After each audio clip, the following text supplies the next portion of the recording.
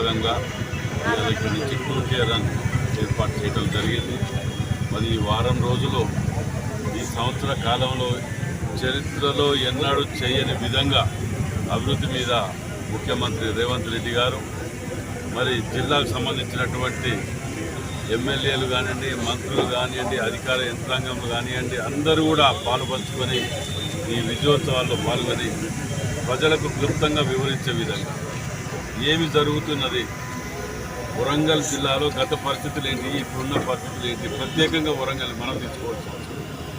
అంతేకాకుండా రాష్ట్రంలో కూడా మరి ఎన్నో కార్యక్రమాలు తీసుకున్నా వాటిని కొందరు చెడు ప్రచారం చేసుకుంటూ కూడా ప్రతాకం అదే పని పెట్టుకొని కూర్చోవడం కూడా అది దుర్మార్గం, అది మంచి పని కాదు. ఎవరు ఏ మంచి పని చేసినా సమర్థించాలి, చెడు పని చేస్తే విమర్శించాలి. కానీ ఒక విమర్శ తప్ప సమర్థన అనేది తెలియని మూర్ఖులకు కూడా ఇది గుణపాఠం కావాలనే ఉద్దేశంతో కూడా ఇవన్నీ జరుగుతుంది. సంవత్సర కాలం పూర్తి చేసుకున్న సందర్భంగా పెద్ద ఎత్తున గౌరవ ముఖ్యమంత్రి శ్రీ రేవంత్ రెడ్డి గారి ఆదేశం మేరకు వారం రోజుల పాటు రైజింగ్ తెలంగాణ విజయోత్సవాలని చేపట్టడం జరిగింది.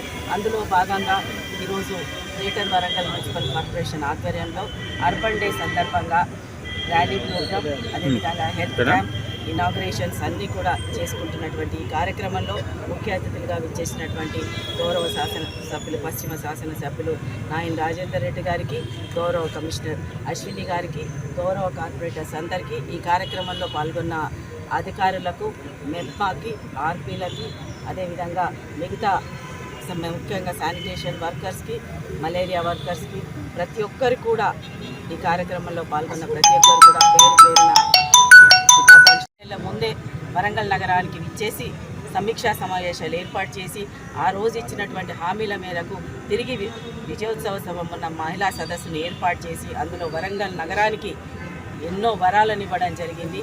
ఎన్నో ఏండ్ల కళ అయినటువంటి